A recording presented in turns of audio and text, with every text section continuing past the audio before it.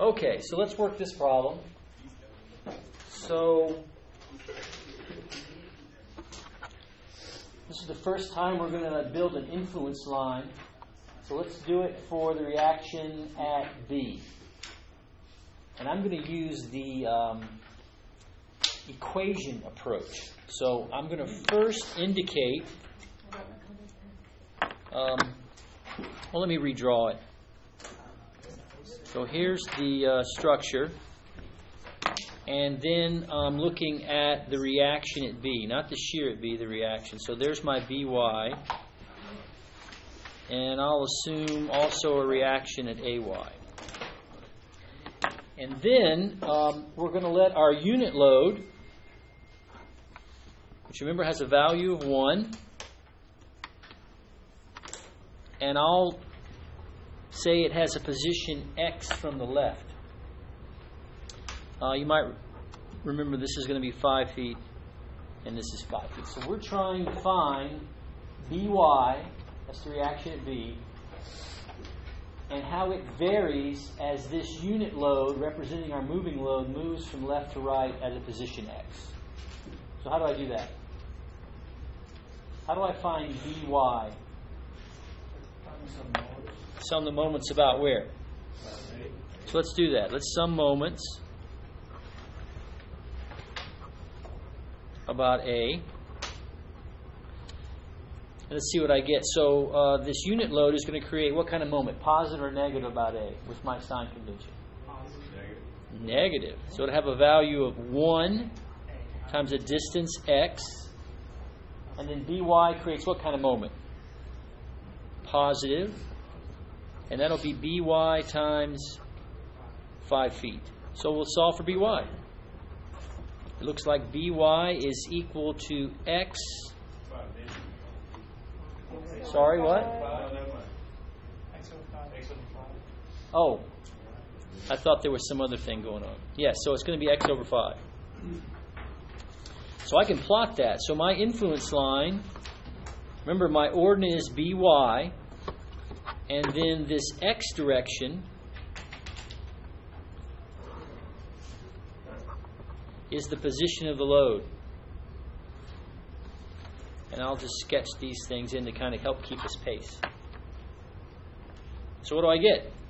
I'll plot this. When X is equal to 0, I get 0.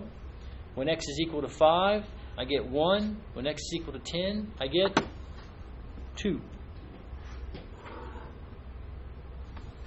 So this would have a value of 2. This would have a value of 1. So there's my influence line.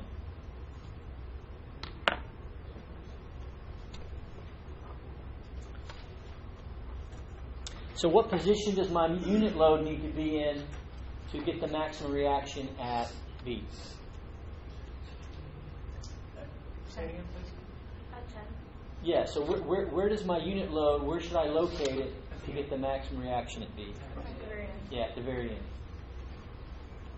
Now, even though the problem doesn't ask for it, I can also find my reaction at A. That's a pretty easy thing to do. How do I do that? Right, I just sum forces in the y direction. So what do I have? I have AY acting up plus BY acting up, and then my unit load is down, so that's minus. So it looks like AY is going to be equal to 1 minus BY. Well, I know what BY is, so AY is going to be 1 minus X over 5.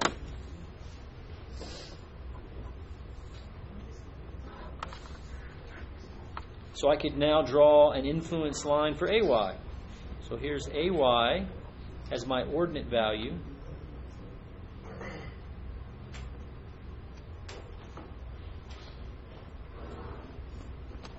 Here's the X direction, and I'll extend these down too just to help with the plotting. So just plot that value. So when X is 0, what is AY? 1. When X is 5, what is AY? 0. And when X is 10, what is AY? Minus 1.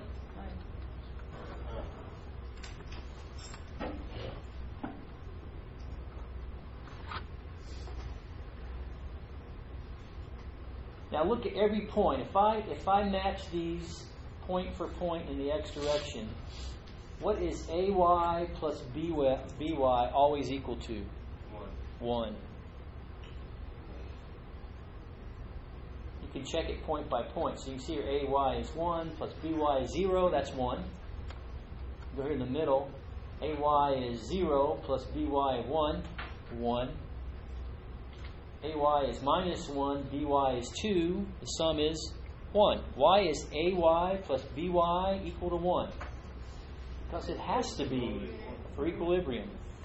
So it also has to happen at every point.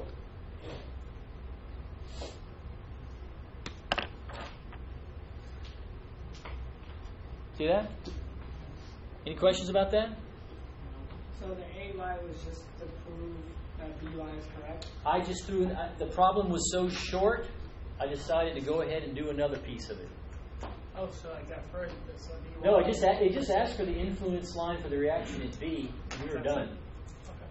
Yeah, But I went ahead and said, well, while we're there, it only took us 2 minutes to do. Let's do another part. All right.